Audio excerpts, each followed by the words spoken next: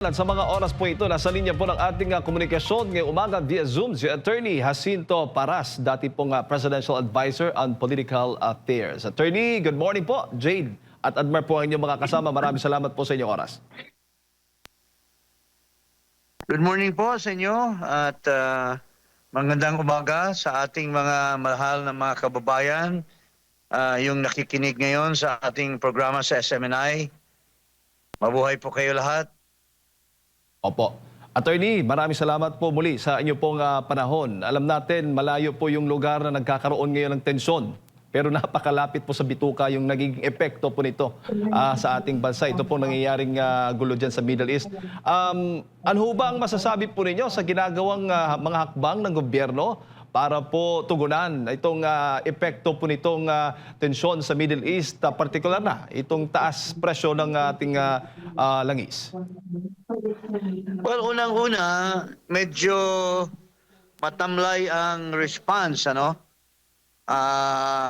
Mukhang yung mga ibang bansa pa ang tumutulong tulad ng Singapore, tulad ng Bahrain or yung mga Middle Eastern countries na siguro nakikita nila ang kakulangan ng ating gobyerno sa pagtulong.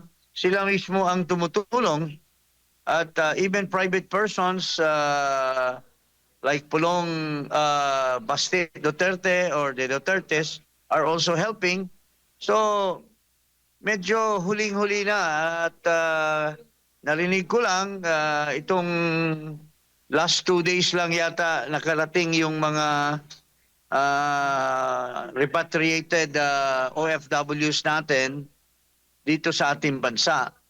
So if we're talking of thousands na involved or nanganganib sa giyera doon, lalo na sa mga countries na friendly sa United States na binobomba ng Iran, marami po talagang hahakutin ng mga ating mga mahal na mga kababayan. At ito ay hindi lang mangyari sa isa, dalawang araw, isang linggo, kundi kung hindi i-accelerate ng ating pamahalaan ang pagpapauwi sa kanila ay baka dadami pa ang mapipinsala. Opo. May mga panawagan, attorney, na suspendin nga itong excise tax. Ito'y hiling nga ng Pangulong Bongbong Marcos Jr. at kasalukuyan ngang tinatalakay, no? Diyan po sa Kamara, dito po sa ating Kongreso para po maibsan ang epekto po nitong krisis sa Middle East. Ano ho ba, ito ho ba ay matuturing po ninyong isang practical na solusyon? Actually, yung hinihiling niya na emergency power ay unnecessary po yon. Lalo na naintindihan naman ng mga oil companies, ng mga government offices na talagang tulong-tulong dapat because this is a terrible and very serious crisis. Unang-una, ang nasa frontline nito is the Department of Energy. Marami pong nagsasabi na mayroon tayong reserve good for 60 days. So, ibig sabihin, yung mga langis na yan, pumasok na at nabili na yan ng mga downstream at saka upstream oil companies, hindi dapat karapat-dapat na magsagawa na ng increases. Kasi unfair naman yan. I would even consider it as an economic sabotage nitong biglang pagtaas. May mga napapansin ako, wait Yes, go ahead, attorney. May napapansin ako na mga gas stations ay yung iba biglang sinasara, yung iba kukonti lang yung personnel, parang nag-hedge sila. At ito ay should have been regulated and monitored by the Department of Energy. So nagsasamantala itong mga negosyante na ito to the extent that tumataas ng tumataas when hindi pa naman dapat karapat-dapat na magtaas sila kasi hindi pa man mauubos yung langis at wala pa naman silang bagong inaangkat. So this is taking advantage of the Filipino people, lalo na yung mga transport services, mga jeepneys, mga buses, lalo na itong airlines, no? Nagtaas na ng sobra na ang taas ng kanilang rates, no? Tulad ng isang ako mismo, personally, ang Manila Dumaguete flight, dati 6,000 lang, ngayon nag-double up, 13,000 na ang round trip ticket. So, makikita natin na everybody is taking advantage of the crisis when in fact they should even help in the crisis by providing maibsan yung mga ating mga kababayan na nangangailangan mag-travel. Tapos sa transport naman, yung bilihin, siyempre apektado din yan. Yung mga vegetable galing sa Baguio, kung saan-saan, sa mga farms, kung dadalhin yan sa mga merkado or palengke, ibang-iba talaga ang presyo na ngayon. Opo. Sa inyo pong karanasan sa gobyerno, attorney, ano ba yung mga possible na naiisip po ninyong mga agarang hakbang para maibsan talaga itong bigat na nararanasan, no, ng ating mga kababayan sa epekto nga nitong krisis sa Middle East, lalo na itong taas presyo ng mga langis? Well, kailangan na ipakita ng gobyerno, lalo na sa liderato ng gobyerno, na sila ay hands-on. Sila ay nakatutok sa mga iba-ibang sektor, no? Lalo na yung involved in the transport services, yung involved in the energy sector. Lalo na ito, balita natin, magtataas din yung elektrisidad. Pwede naman nilang pakiusapan or pigilan yan.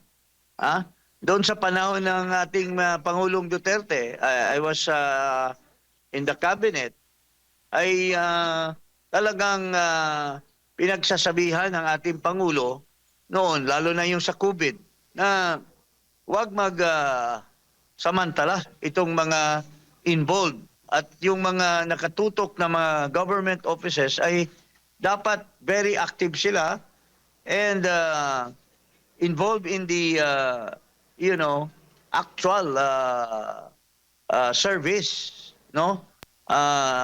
Lalo na itong Department of Energy, itong Department of Agriculture, Department of Trade. Ito po yung mga dapat nakatutok na yon sa ating mga pangyayari, no?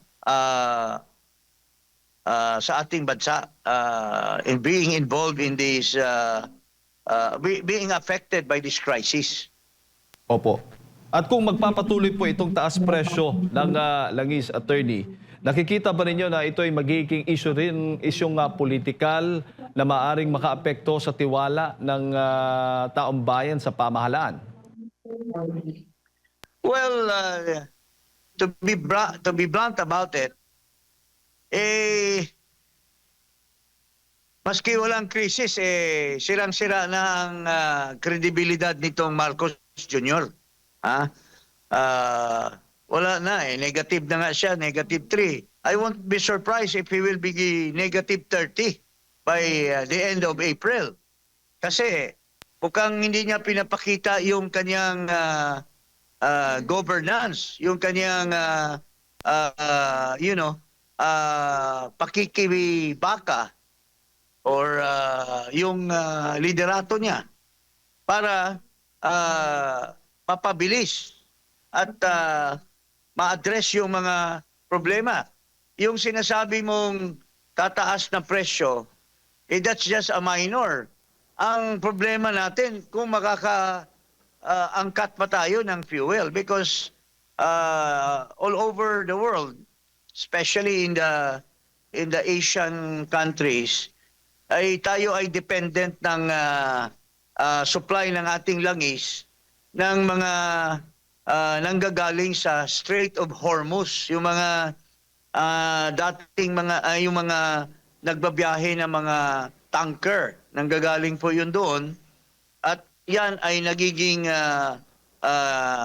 bone of contention yung Strait of Hormuz.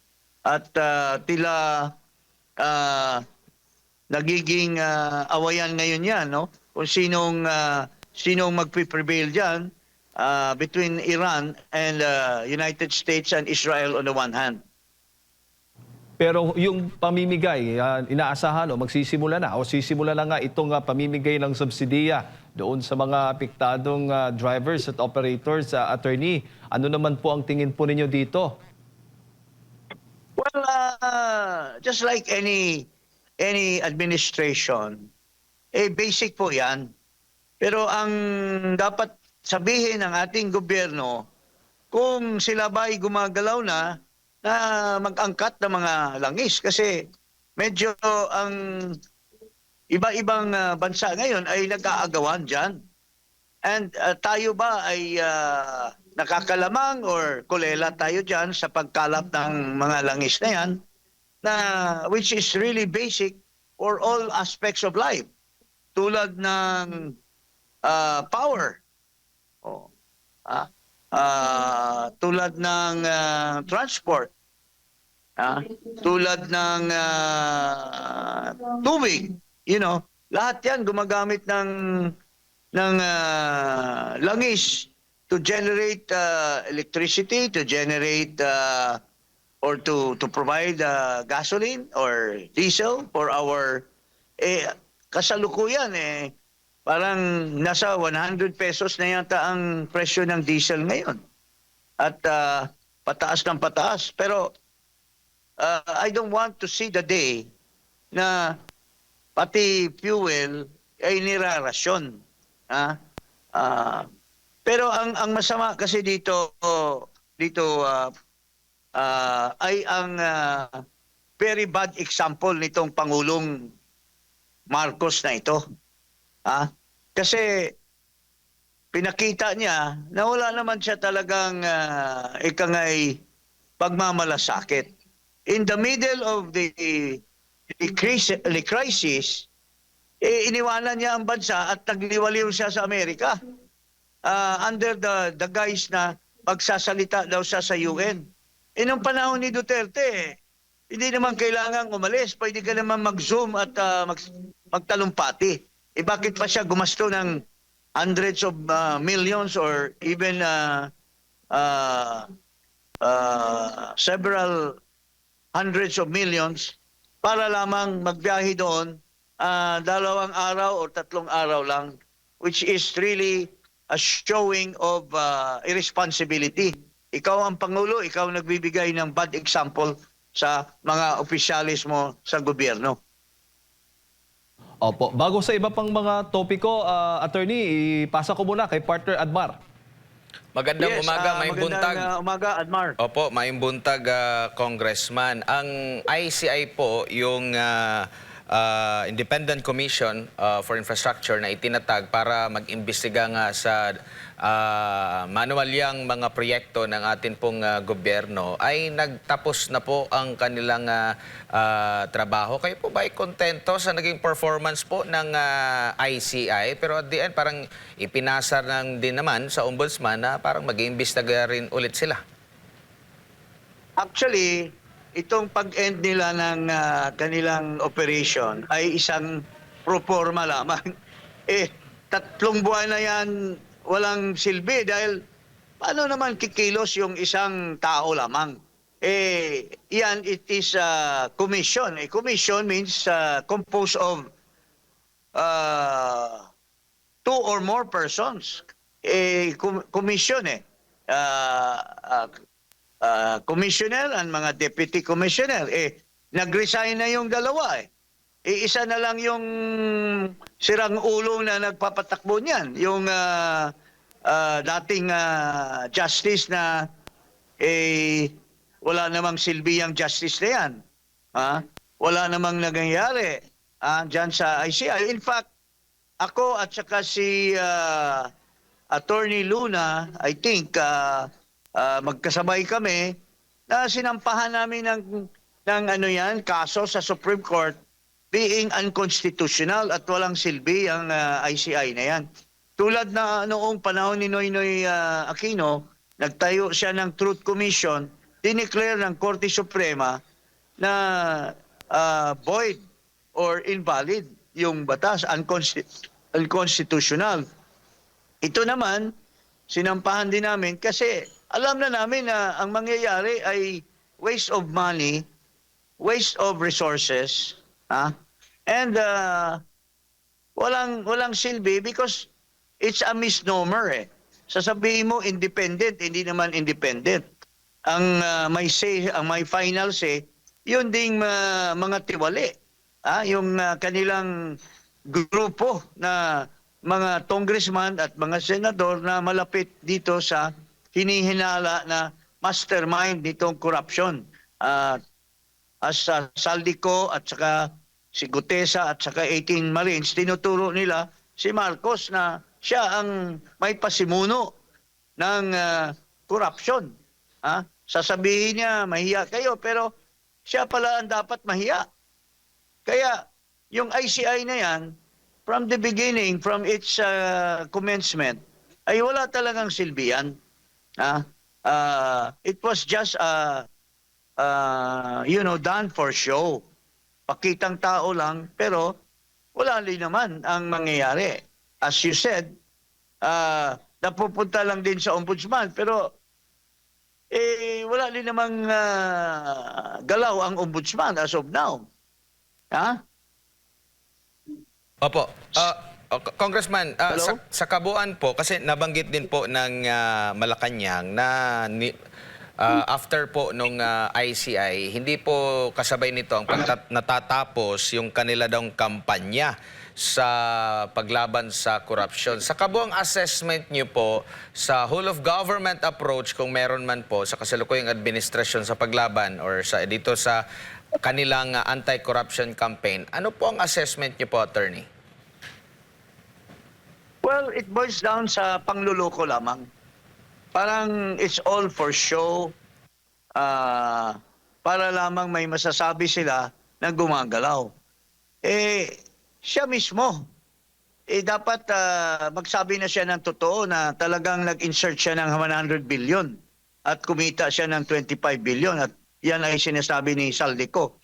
Makakapaniwalang paniwala tayo kay Saldico kasi kasabwat siya nila. Siya ang kumakamada ng mga insertion. And dapat ito ay naimbestigahan na sana kung gaano katotoo at serious. At saka yung mga ini-expose din na mayroong 8 billion na pinag-usapan nila ni Adrian Bersamin at ni Marcos na ini-expose nila Congressman Erice at si Congressman Tinio. Dapat walang kibo si Marcos dyan. Wala siyang denial, wala siyang hakbang na bigyan ng diin itong akusasyon laban sa kanya. Opo. So, paltos talaga itong anti-corruption drive nitong administrasyon ni Marcos Jr. Opo, dito naman po sa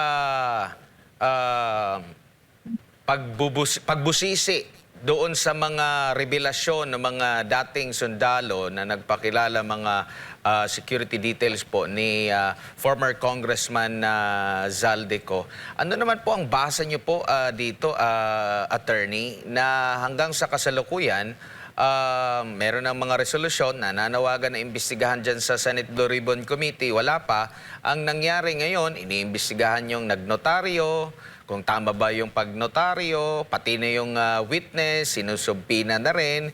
Hindi pa doon sa bigat mismo. At marami na silang mga speeches laban dito. Bakit kaya hindi na lang imbestigahan At doon sa lain, para mawala na yung agam-agam ng ating mga kababayan po na merong mga pinagtatakpan kung tunay yung sinasabi po nila na mali ang mga sinasabi nitong mga dating sundalo. Well, unang-una, if I may, medyo with due respect, mali kasi yung paglatag ni Baligod. Doon pa lang sa press ko niya, mali na yon. At kaya doon nagkaroon ng konting credibility problem. Kasi instead na pasalitain niya yung mga Marine, siya ang nagdadaldal ng husto. At instead na individual affidavit ang ginawa niya, nilamsam niya yung mga affidavit. So, hindi talaga natutumbok ang role ng bawat isang Marines. Pero, be that as it may, nagpakita din ang government agencies na karapat-dapat sanang mag-imbestiga dyan, lumalabas na nililihis ang issue.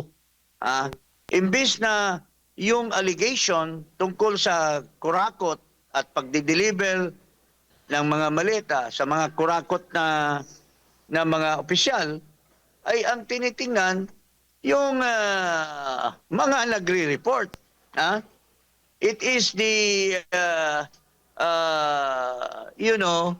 the one that are telling na may mga katiwalian, pero ang messenger ang tinitira, hindi yung yung kanilang sinasabi na mga katiwalian tulad ng pag-deliver ng mga iba-ibang maleta sa bawat opisyal na tumanggap. Dapat ang ginagawa sana ng gobyerno ay tinatanong sila kaninong bahay, sinong tumanggap, at anong oras, and so on, so forth. These are all can be shown by evidence. Pero ang tinitingnan ito bang Marine na ito dating magnanakaw? Ito bang Marine na ito dating may kaso? Ito bang Marine na ito? Hindi naman yan.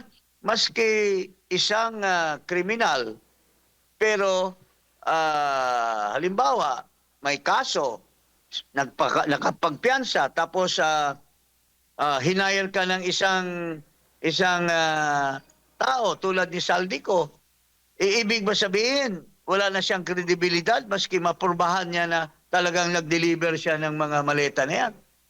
Ang tinitingnan yung background, ang hindi tinitingnan yung anong alam nitong tao na magpakita na may mga offenses na nagagawa.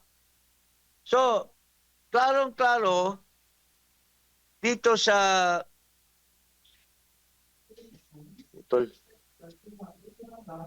Yes, Attorney, go ahead po. klarong-klaro dito sa mga ginagawa nitong Senate Blue Ribbon, itong ombudsman at itong ngayon nakikisawsaw naman itong NBI na ano daw sila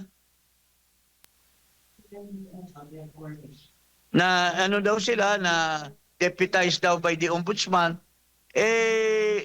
it leaves a bad taste in the mouth dahil kaya nga pinipilit nitong ombudsman na maging ombudsman siya dahil i-address niya yung mga problema, pero nililihis nila.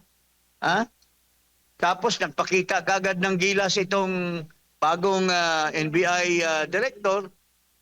Alam naman natin yung istorya niyan, kung saan ang galing yan. Alam naman natin kung sino ang amo niyan dati, si Cusi. Nilagay siya sa lucrative na isang opisina at the rest is history.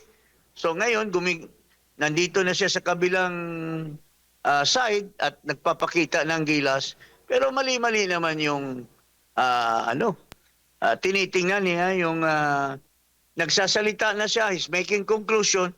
They have not even started the anong tawag nito? The investigation. Nagpapa-interview na siya, nagpapasikat na siya sa interview, and making conclusion, hindi pa nga niya nakakausap isa-isa kung ano ang mga nalalaman itong mga Marines na ito. So, paano tayo uusad ng ganyan? Nililihis nila yung issue, lalo na sa Senate, Admar. Sa Senate, mukhang, anong pangalan nito? Pumayag na si Lacson, pero hinarang naman ni Soto. Klarong-klaro na mayroong motibo si Soto kasi pinangalanan siya na isa siya sa mga allegedly tumanggap ng 5 maleta. So, obvious na talagang haharangin nila yan para hindi mabisto ang kanilang mga pinaggagawa. Opo. Attorney, si Jade po ulit ito. Dako tayo dito sa impeachment naman po ng complaints laban kay Vice President Sara Duterte. Ngayong araw yung ikasampung araw nga na dapat sumagot siya doon sa reklamong inihain nga ng Kamara kasi matapos nga ideklarang sufficient in form and substance itong ikatlo at ikaapat na complaints, impeachment complaints laban po sa kanya. Ano naman po ang inyong nakikita po nito at masasabi? Well, kung ako, no, doon pa lang sa determination of form and substance, makikita na natin yung trend na talagang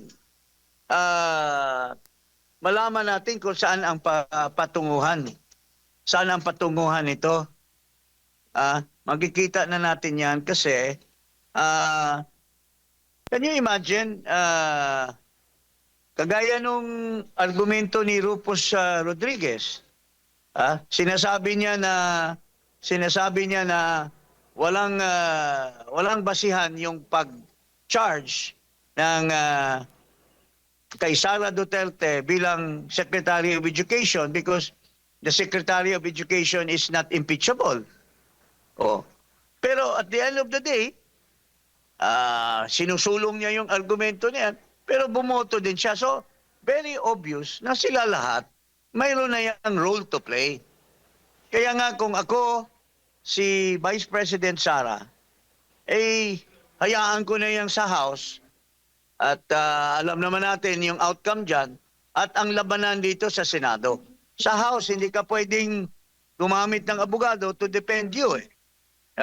Isasalang ka by yourself, baka lukuhin lang siya dyan ng mga congressman na ang kanilang utak at isip ay paski anong maririnig nila, alam na nila kung sino ang bubutuhan nila.